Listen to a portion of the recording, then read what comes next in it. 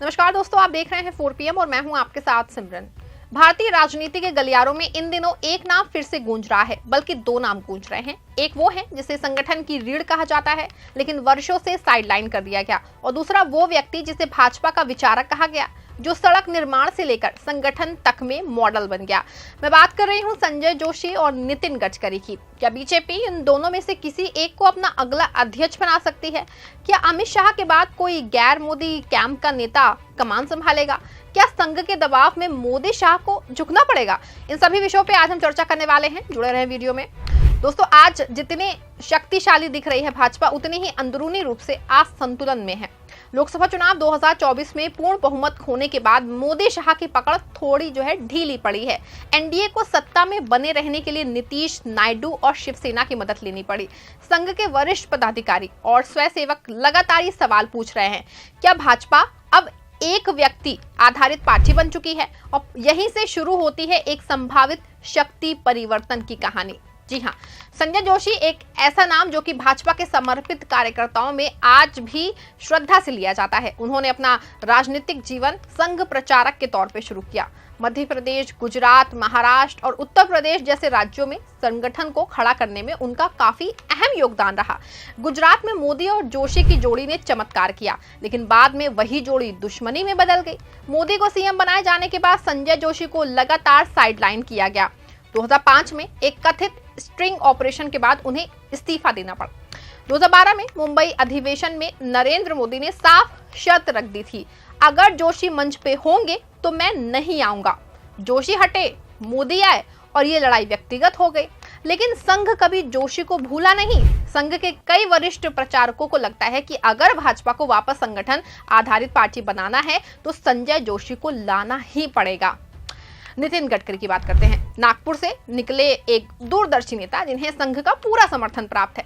उनके मंत्री रहते हुए देश में जितने हाईवे, पुल, एक्सप्रेसवे बने हैं, वो आज बीजेपी की विकास की सबसे बड़ी उपलब्धि माने जाते हैं। लेकिन गडकरी की एक सबसे बड़ी दिक्कत है, वो मोदी शाह की हाँ में हाँ नहीं मिलाते हैं। उन्होंने कभी भी चाटुकारिता नहीं की। यही कारण है कि 2014 के बाद से उन्हें कभी पार्टी अध्यक्ष नहीं बनने दिया गया और अब मंत्री पद भी सीमित हो गया है।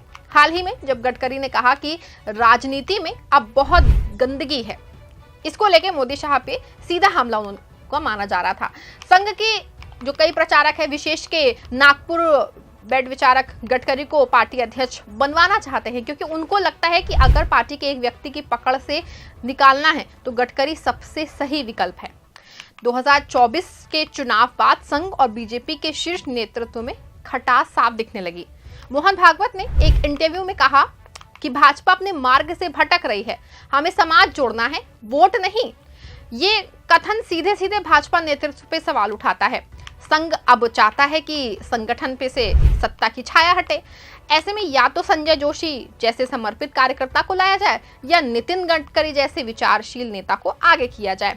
संघ के वरिष्ठ प्रचारक दत्तात्रेय होसाबले, कृष्णा गोपाल और भैयाजी जोशी जैसे लोग भी मोदी शाह के कॉरपोरेट मॉडल से परेशान बताए जा रहे हैं। उनका मानना है कि पार्टी को फिर से जनसंघ की आत्मा से लौटना चाहिए।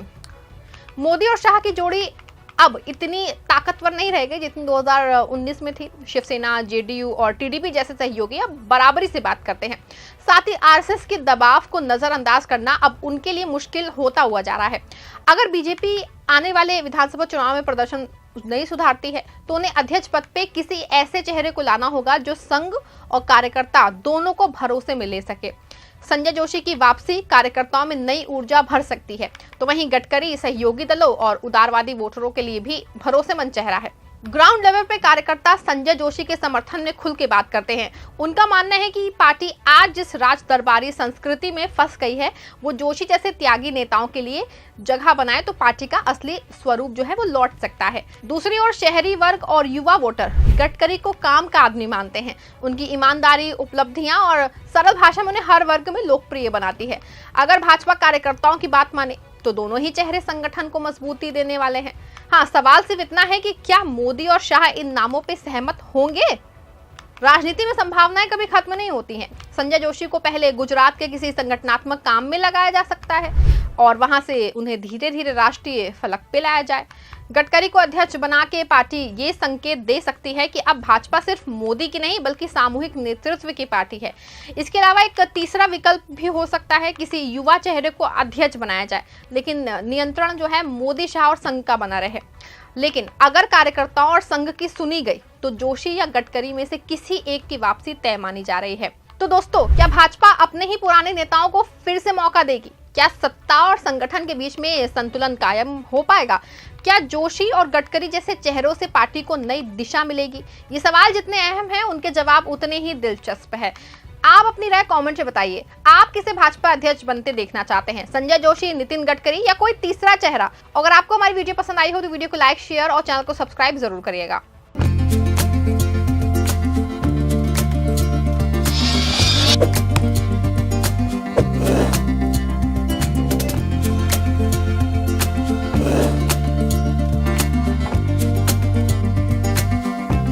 you